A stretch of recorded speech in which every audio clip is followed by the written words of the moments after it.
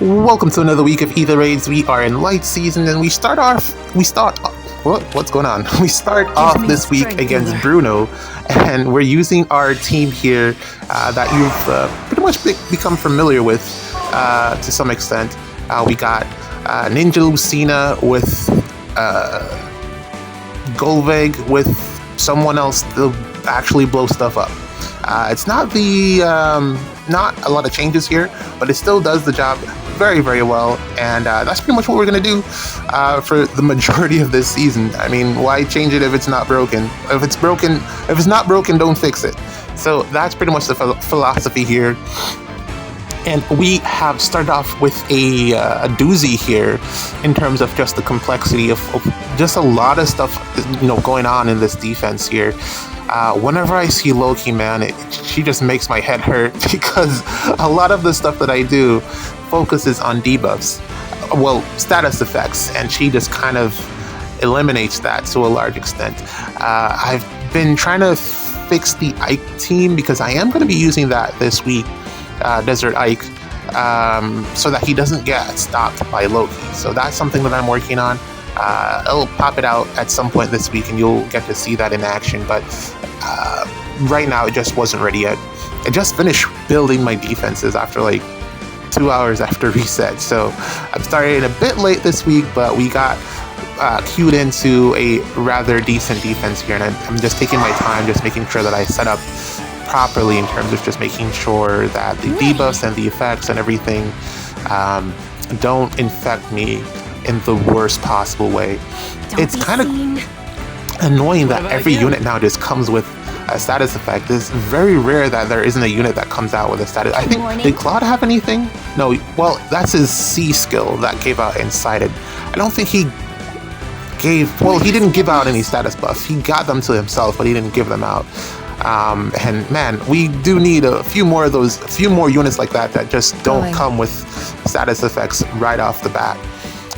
Because it's kind of hard to put a team out there, but then at the same time I kind of understand the direction that they're going in, because if they make it so that everyone has a status effect, then someone like Loki's value increases tremendously. Someone like Brave Crom's value increases tremendously. There's just a ton of units that just benefit from those effects being in the game, and it's not a negative thing for them, but it's definitely something that you have to pay attention to when you're loading into these matches. Also want to just point out that one of the units that has actually benefited greatly since the latest banner that we've gotten, which was, as of recording this, the Valentine's banner, Mythic Hearthwelger. Her value, I want to say, has increased a ton with this new Valentine's banner because of what it introduced with Rhea. Because if you don't remember, Mythic Hearthwelder, man, why did they pick these names? She could have just named like Lily or something like this. Anyways, yeah, Mythic Hearthwelder. She inflicts what's it called? The one that prevents you from healing, not null miracle at the start of turn. And that's a big counter against Rhea, who I think is probably the best near safe in the game at this point in time. Reason being is that Edelgard is, my god, she is a monster. Valentine's Edelgard is way scarier than I gave her credit for. Granted, this is probably not the first time that an Edelgard has broken the game, and it probably won't be the last, but they went a little bit too deep in the cut this time around, and here are the units here. This is a very, very well-built Ather. I'm surprised that he was able to get all of this fodder on here, but I mean, brave unit, so probably wasted fodder since he's gonna get the the brave ult, but probably, there's no way of knowing that your unit would have won.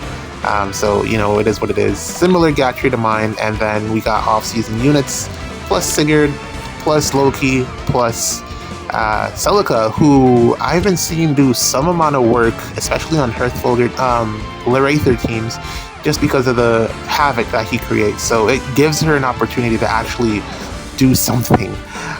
Granted, I still don't like her because she just goes out there and kind of gets stranded, but and basically it means that you have to run the Sigurd ring on her, and you probably want to run that on someone else who's a little bit more valuable. So yeah, Ooh. Fat finger. I accidentally ended Lucina's turn here.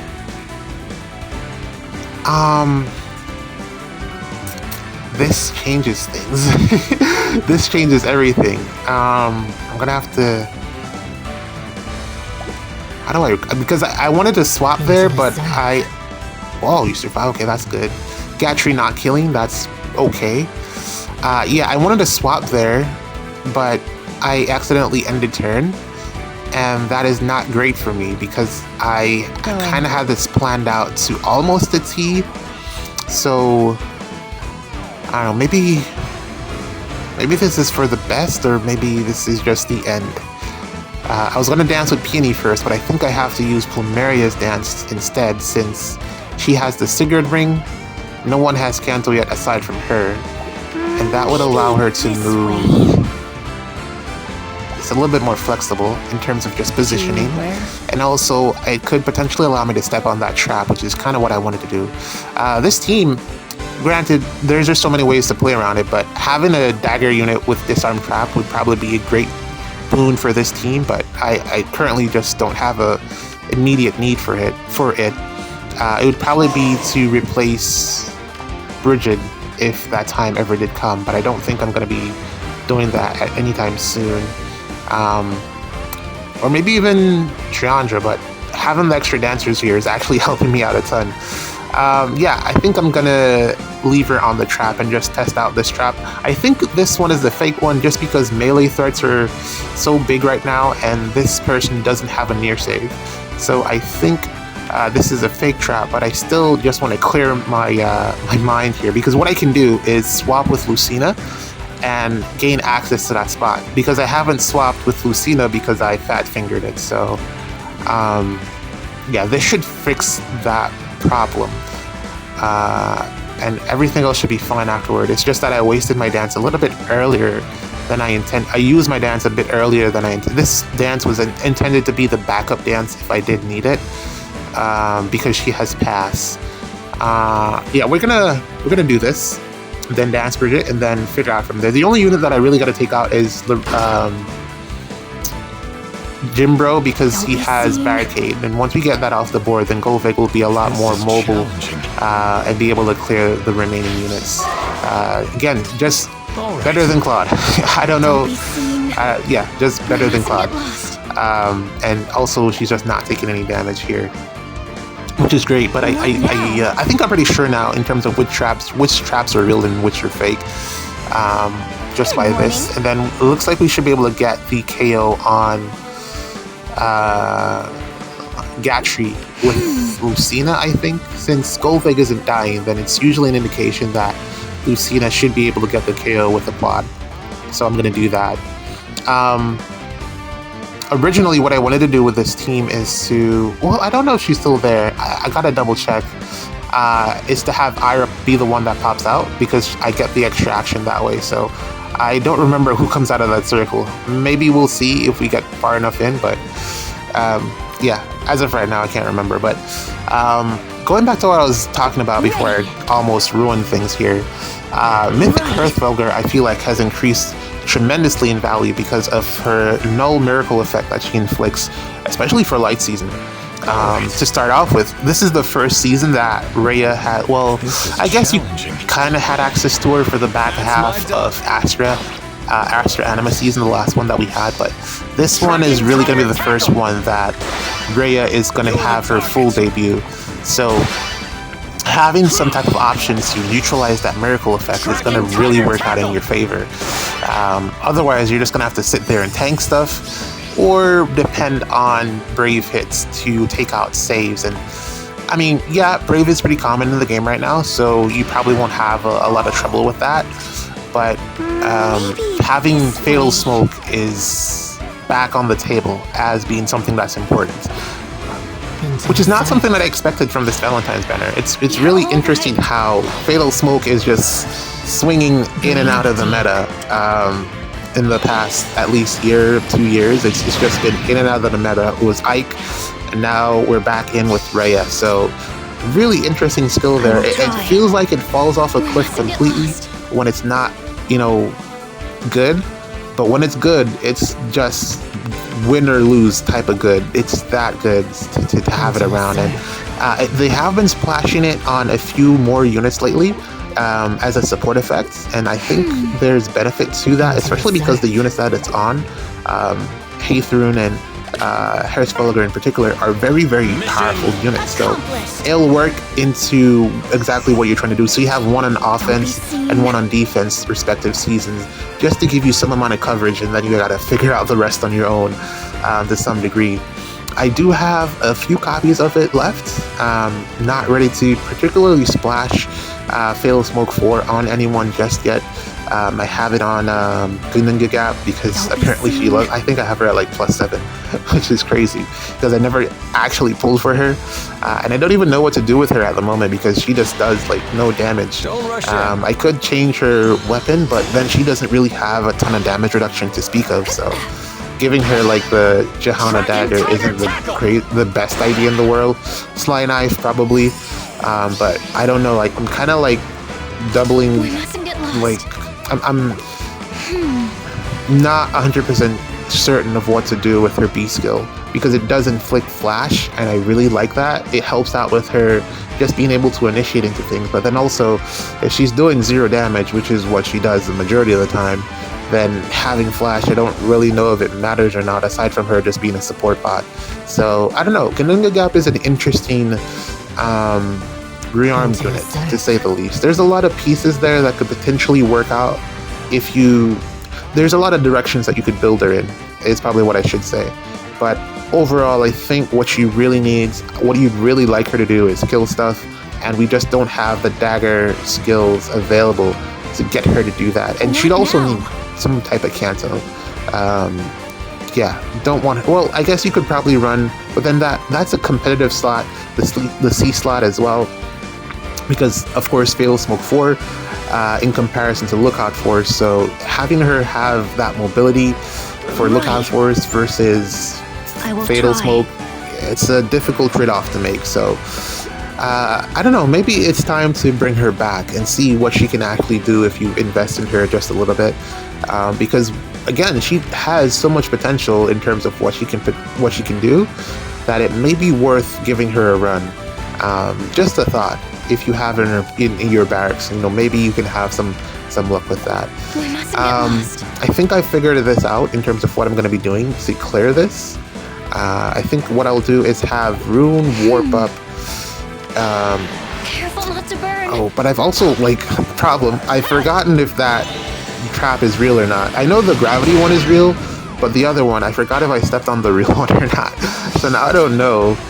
But that's really my play, because if you can take out Silica, which you can, then I can just leave Ather to be the last unit. The other option is to just leave Ather and Embla, but having less units to deal with is always better, so there's that I can do. We mustn't get lost.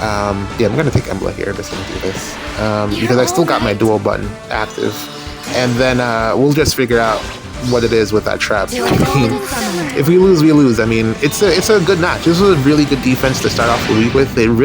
I had to activate my brain there. I was not fully ready for this, and it looks like we should be able to get out of here with a win.